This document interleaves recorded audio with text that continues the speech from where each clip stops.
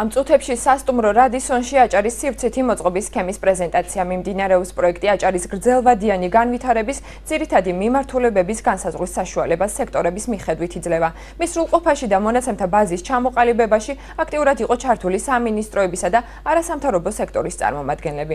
პროექტში წარმოდგენილია ხედვები თუ როგორ უნდა გახდეს რეგიონი ლიდერი 2020 წლისთვის. საქართველოს სახელმწიფო ინტერესების მდგრადი განვითარებისა და მოსახლეობის კეთილდღეობის თვალსაზრისით. პროექტი ნიდერლანდების საგარეო საქმეთა სამინისტროს ფინანსური მხარდაჭერით ხორციელდება.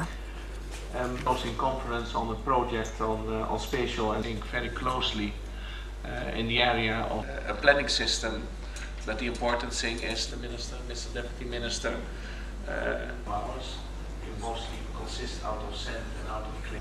Make interesting to have those close contacts. ეს გახლავთ აჭარის სივრცითი მოწყობის გეგმა, საპილოტო პროექტი, რომელიც მომზადდა აჭარის ფინანსთა და ეკონომიკის სამინისტროში. პროექტი განხორციელდა ჰოლანდიის სამეფოს ფინანსური მხარდაჭერით და ასევე კონსულტაციებით და მონაწილეობით.